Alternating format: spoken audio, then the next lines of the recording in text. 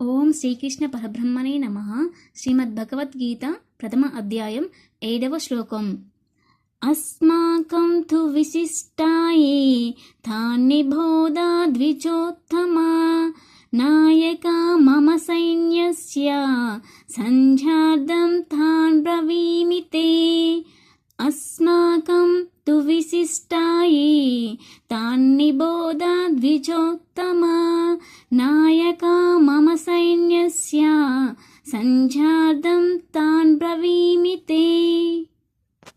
తాత్పర్యం: కానీ ఓ బ్రాహ్మణోత్తమా, నా సేనాబలమును నడుపుటకై ప్రత్యేకంగా యోగ్యులైనట్టి సేనా నాయకులను గురించి ఇప్పుడు మీకు తెలిపెదను. శ్రీమద్భగవద్గీత ప్రథమ అధ్యాయం 8వ శ్లోకం. భవాన్ భీమశ్చ కర్ణశ్చ కృపశ్చ సమితింజయ అశ్వత్థామ వికర్ణశ్చ సౌమదత్తిస్తథైవ చ. భవాన్ భీమశ్చ కర్ణశ్చ కృపశ్చ సమితింజయ అశ్వత్థామ వికర్ణశ్చ సౌమదత్తిస్తథైవ చ. తాత్పర్యం: యుద్ధమునందు ఎల్లప్పుడూ విజయమును సాధించు మీరు భీష్ముడు, కర్ణుడు, కృపుడు, అశ్వత్థామ, వికర్ణుడు మరియు సోమదత్తుని పుత్రుడైన భూరిశ్రవుడు మున్నగువారు ఉన్నారు.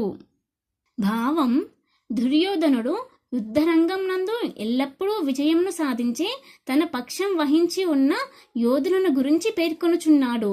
వికర్ణుడు దుర్యోధనుని సోదరుడు, అశ్వత్థామ ద్రోణాచార్యుని పుత్రుడు, సోమదత్తుని పుత్రుడు భూరిశ్రవుడు.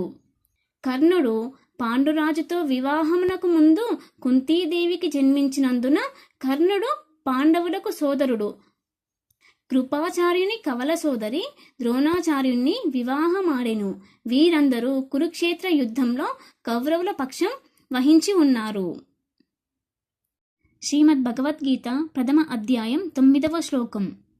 అన్యే చ బహవః శూరః మదర్తే త్యక్తజీవితాః నానా శస్త్ర ప్రహరణాః సర్వే యుద్ధ విశారదాః.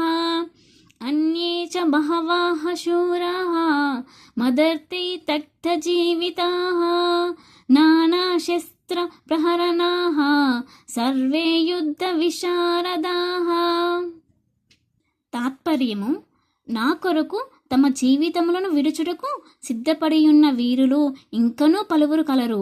వారు అందరూ వివిధ శస్త్ర అస్త్రములతో కూడిన వారు, యుద్ధ నైపుణ్యమును కలిగిన వారు అయి ఉన్నారు. భావం: ఇతర వీరులలో జయద్రథుడు, కృతవర్మ, శల్యుడు మున్నగువారు కూడా దుర్యోధనుని కొరకు తమ జీవితములను త్యాగం చేయుటకు కృతనిశ్చయులై ఉన్నారు. అధర్మపరుడైన దుర్యోధనుని పక్షం వహించిన కారణంగా కురుక్షేత్రమునందు వారందరూ మరణించి తీరుదురని అప్పటికే నిర్ణయించబడినది.